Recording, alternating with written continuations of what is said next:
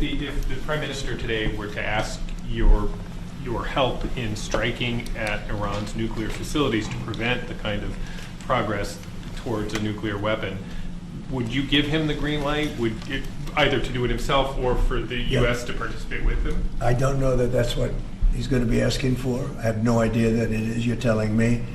We're going to have a pretty long meeting. We're going to be discussing a lot of things, not only that, but a lot of things. And I'll let you know if the time comes to let you know. But right now, that's not something that I can discuss. Mr. President, when you said if they do it, they get obliterated. Just to be clear, you're talking about if Iran made an attempt on your life. Yeah, that would be called total obliteration. And I can't imagine they do that. It should have been stated by Biden, but he didn't state it because he had no clue, as you know, as everybody knows. What is your vision, actually, for relationship with Iran? Do you have anything else? No, that's all we have. My vision for For a what? relationship with Iran, and would you? I'd love to have a good relationship with everybody. They can't have a nuclear weapon. That was the only thing that was very important. They can't have a nuclear weapon. Beyond that, it would be very tough if they insist on doing that. They have some of their leadership, I can tell you right now, and maybe you know it, maybe you don't, but there are many people at the top ranks of Iran that do not want to have a nuclear weapon just for that very reason. Mr. President, what's your reaction to China's retaliatory tariffs? It's fine. It's fine. We're going to do very well against China and against everybody else.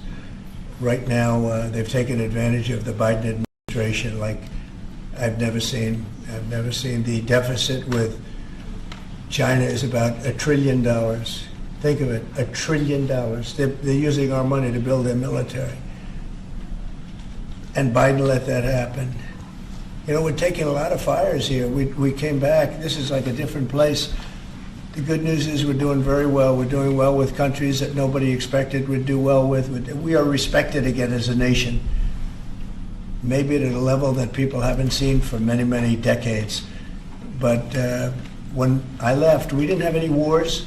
I defeated ISIS, 100% of the ISIS caliphate, and now the world seems to be ready to blow up, but we'll see if we can stop it. Mr. President, have you reached out to the Iranians about any kind of deal? Say it. Have you reached out to the Iranians about any kind of deal to start those I would discussions? reach out. I mean, I have nothing.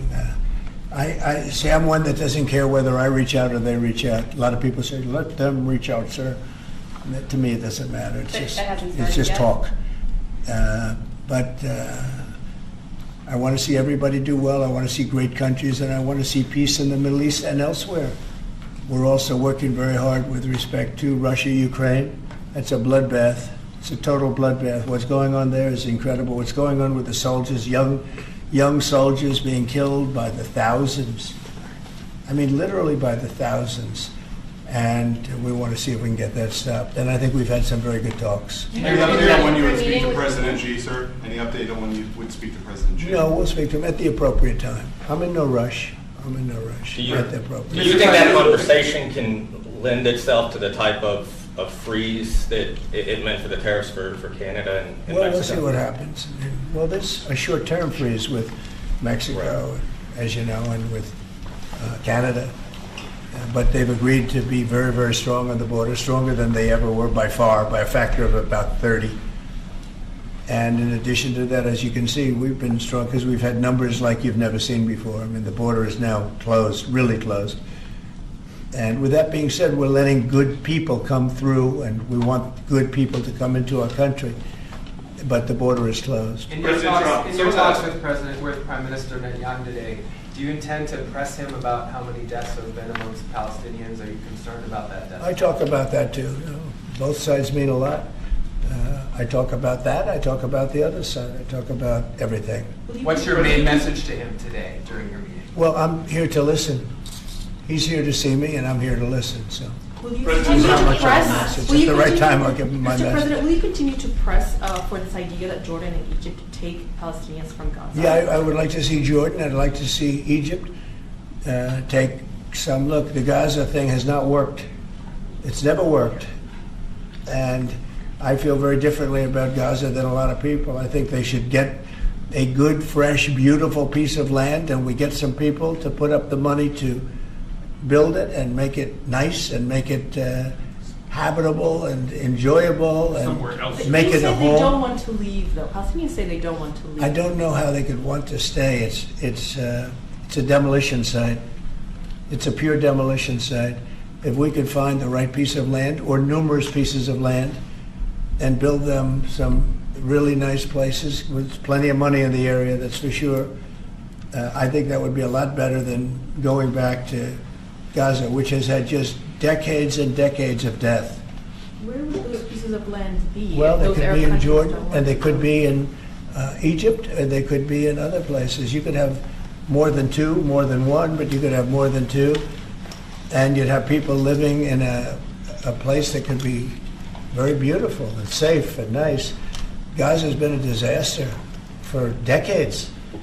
Would the U.S. pay for that? I Or don't think contribute? I don't Would the think United the States UN would contribute? pay, but I think there's plenty of people that would in the area. They have a lot of money.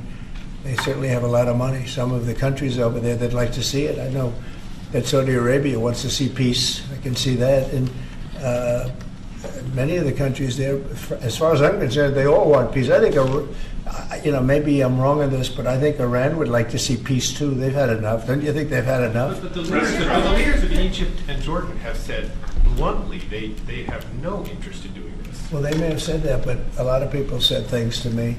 They said they wouldn't take anybody back in Venezuela, and right now they're flying them right back into Venezuela. And a lot of people, and they're doing the right thing in Venezuela. The Panama Canal is an active discussion right now. They said things about that, and virtually everything that's been said has been incorrectly stated based on the result. Doesn't Will that the amount people be to able to forcibly return to wouldn't Gaza? that amount to forcibly displacing those people from Gaza? If I they don't say think they so. I want think to? if they had the opportunity, they'd love it. If they had an alternative to Gaza, they have no alternative right now. I mean, they're there because they have no alternative. What do they have? It is a big pile of rubble right now. I mean, have you seen the pictures of it? Have you been there? It's terrible to live. Who can live like that? And very dangerous. There's shooting all over the place. There's bombing all over the place on both sides. Now, I would think if they had an option of moving to an area, either in a large group or various smaller groups, and take care of the close to 2 million people, I would think that they would be thrilled to do it. They have no, when you say about the Gaza Strip, they don't have an option. To be clear, you're saying they'd be thrilled. very dangerous. They'd be thrilled to leave Gaza. Oh, I think they'd love to leave Gaza if they had an option. Right now, they don't have an option. What are they going to do? They have to go back to Gaza. But what is Gaza? There's practically not a building standing, and they're very dangerous. Those buildings are shifting, and they're falling down all over the place, and there's gunfire all over. It's going to be that way for a while. Mr. President, wouldn't it have made more sense to evacuate people while the war was ongoing rather than now when there's a ceasefire? Which is what you're talking When it about. was more dangerous when there were strikes overhead than now. Well, the strikes could start tomorrow. There's not a lot left to strike. Exactly. It's a demolition site. The whole place is demolished. It's unsafe. It's unsanitary. It's not a place where people want to live. Would people be able to return? Nobody's got. They have no alternative but to go back. If we gave them an alternative of living in a beautiful open place with some, nice quarters there, nice housing of sorts, and we have the money in the Middle East to build that. Do you support Israelis actually moving back and creating buildings? Not necessarily, no. I just support cleaning it up and doing something with it, but it's failed for many decades. And somebody will be sitting here in 10 years or 20 years from now, and they'll be going through the same stuff, the wars. And they've had civilizations on Gaza, many civilizations on Gaza, and they're buried in the sand. Secretary It Rubio. doesn't seem to work. President, on Secretary- Elon Musk, Yeah. thank you, Star. On Elon Musk, how often are you talking to him?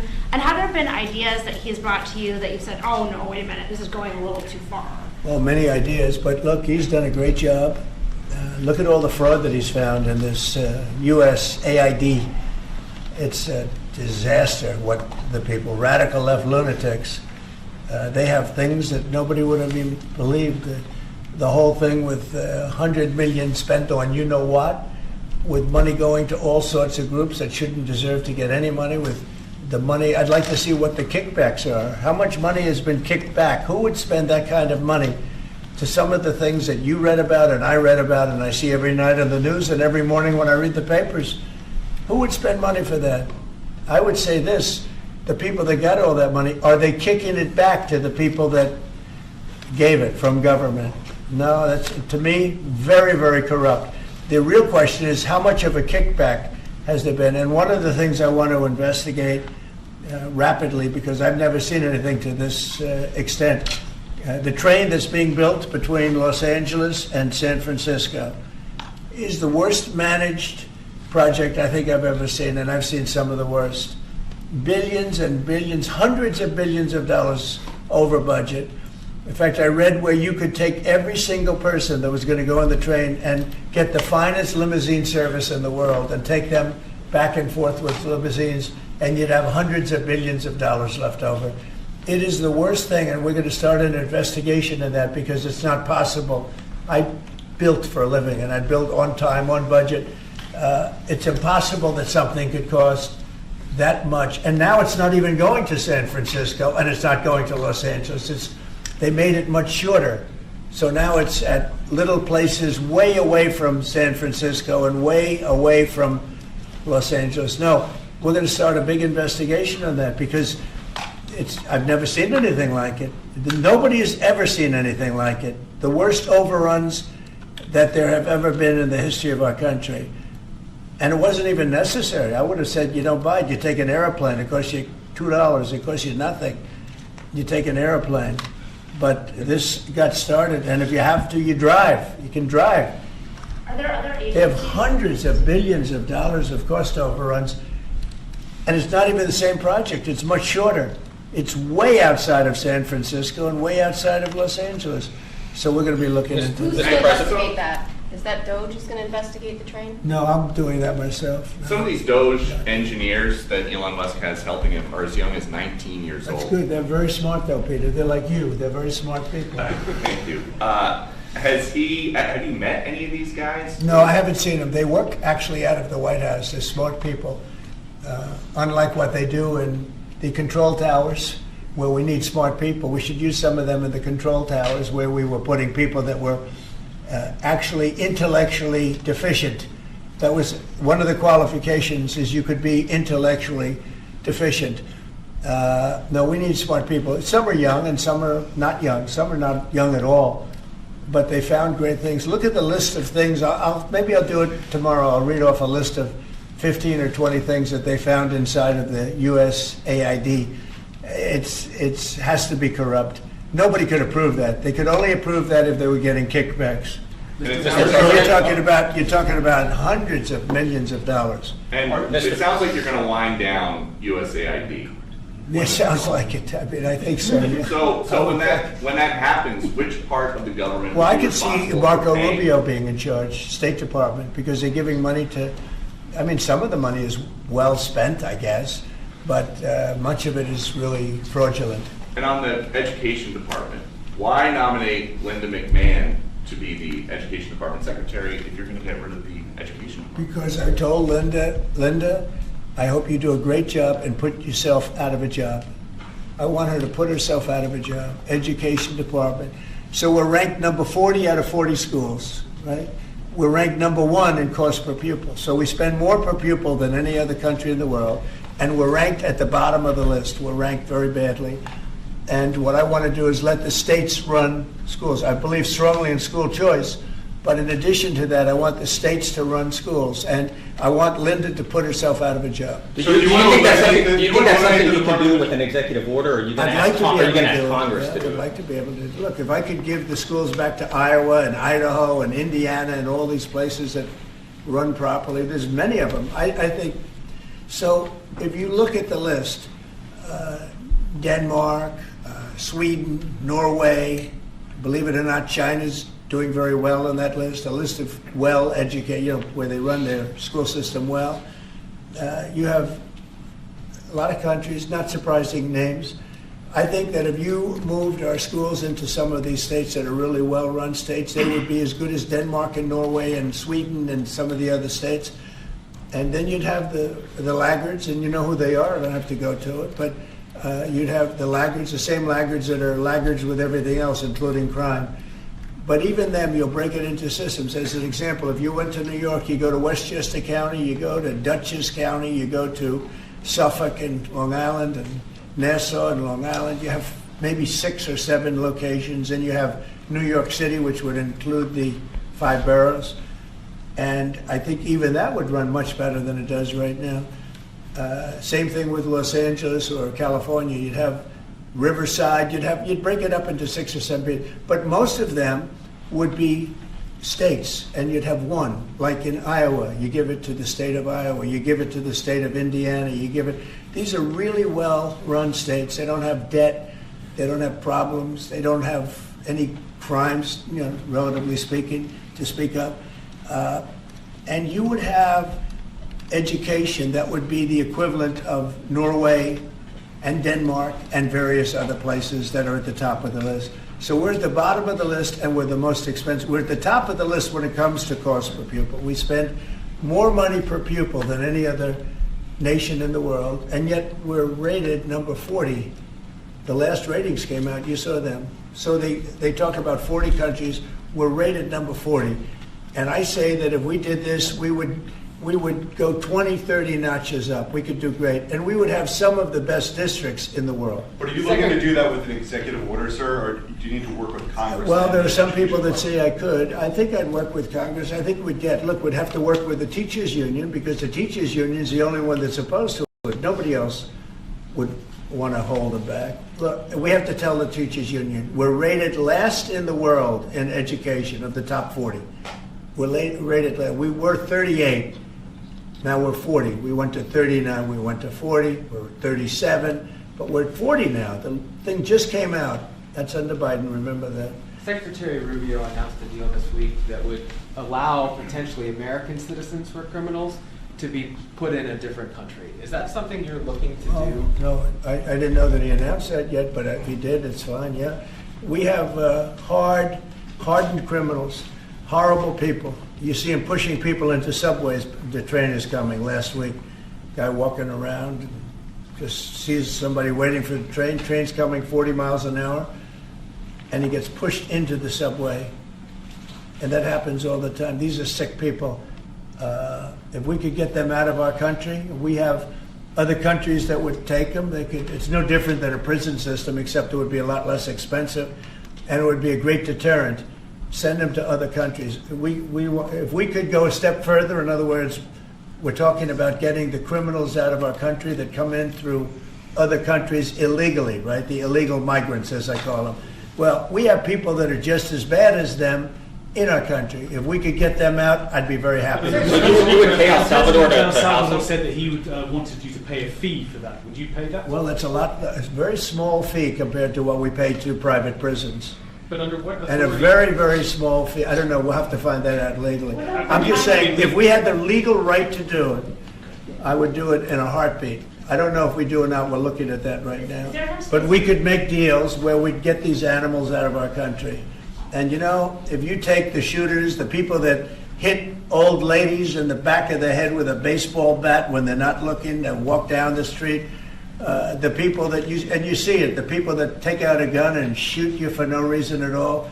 If we could get these animals out of our country and put them in a different country under the supervision of somebody that made a relatively small fee to maintain these people, because you know what? These are criminals. You call them hardened criminals. They've been in jail 40 times. There's one 42 times. And every time the person gets out, it's a he. Every time he gets out, he commits another crime within 24 hours. And it's a heinous crime. It's a rough crime. We don't want these people in our country either. We don't want them in our country. If we had the option to get them out and let them be based in some other country at a fraction of the cost, and frankly, they could keep them, because these people are never going to be any good. That person that has been arrested 42 times or 22 times or 17 times and is all in for manslaughter and everything else, and only gets out because of a very weak judicial system that only goes after people like Trump. They don't go after the criminals. They don't go after people like this. And they laugh at our law. If that took place, you would have a lot less crime automatically. So, sir, you're exploring whether to allow this? On Guantanamo Bay, is there Yeah. enough space there to accommodate? There's a lot of space to accommodate a lot of people, yeah, so we're going to use it. Can you talk a little bit We more have about it, it's why? already up. We have it for nothing. But we can do less expensive and even more secure. We've had other countries come to us saying, we would love to do that. We would love to take your criminals and we'll maintain that. We'll be their jail. And I'm only talking for the most severe cases. Like, I watched that guy on tape pushing the man into the subway last week. That man that did that is a real bad guy. Many, many arrests. And do you think you're going to convince him someday to be good and a wonderful, wonderful citizen for our country? It's never going to happen.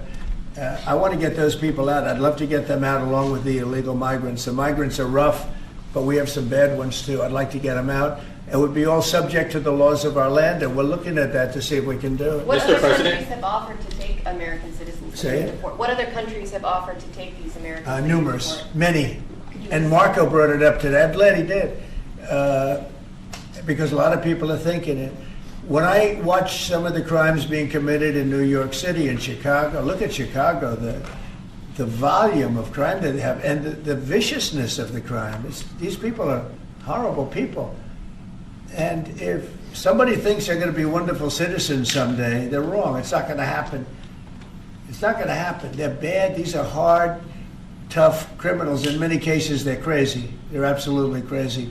But they're very dangerous. If I could get them out of the country and be in some other country where they're glad to have them because they make a small fee compared to what we'd pay to a private prison, or to, put them in one of our prisons that cost even more money, I think it would be great. I'd love to get them the hell out of our country. Thank you very much, everybody. All right, guys, thank you, guys. Let's go. Guys, let's go. Who's going to win the Super Bowl? Thank you. I don't want to say, but there's a certain quarterback that seems to be a pretty good winner. And just last one, because you mentioned it many times. What do you think about Joe Biden signing on with a talent agency? You got to be kidding. He signed on with a talent agency? He does. He's got some entertainment agents now. I think he's got bigger problems than that. I really do. I think he's got much bigger problems than that, but I wish him well. We inherited a mess.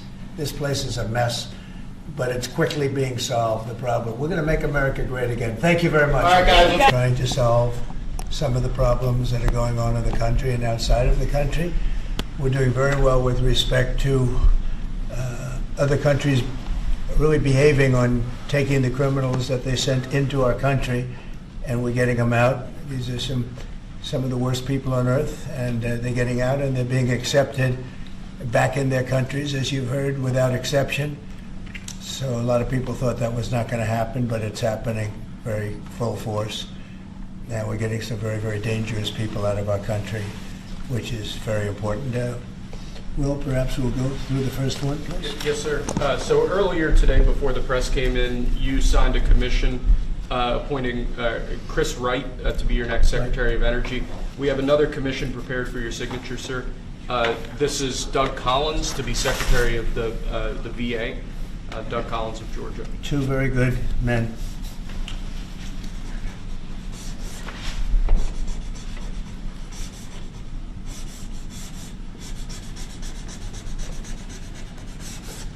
Okay. Thank you, sir.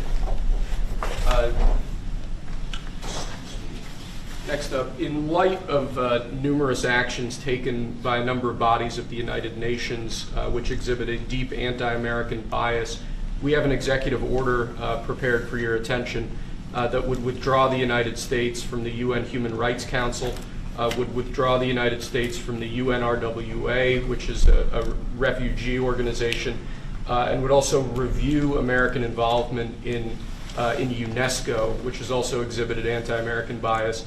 More generally, the executive order calls for a review of American involvement and funding in the UN in light of the wild disparities in levels of funding among different countries that, as you've expressed previously, is deeply unfair to the United States? So I've always felt that the UN has tremendous potential. It's not living up to that potential right now. It really isn't, hasn't for a long time. It has, there are great hopes for it, but it's not being well run, to be honest, and they're not doing the job. A lot of these conflicts that we're working on should be settled, or at least we should have some help in settling them. We never seem to get help. That should be the primary purpose of the UN, the United Nations. And again, it's got great potential, and based on the potential, we'll continue to go along with it, but they got to get their act together.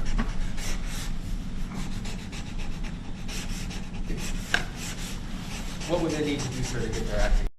Well, you got to be fair to countries that deserve fairness.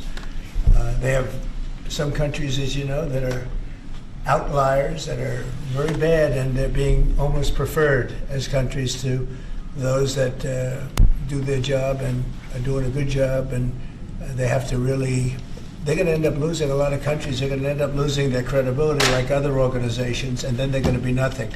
The potential of the United Nations, and not everybody agrees with me on this, the potential of the United Nations is fantastic if properly run. So we'll see what happens. How much money are you willing to take away from them? Well, we're taking away a little bit, but we're not looking to take away money. This is so important that we're really, as you know, the United Nations is largely funded by us. But, and it shouldn't be. It should be funded by everybody, but we're disproportionate, as we always seem to be.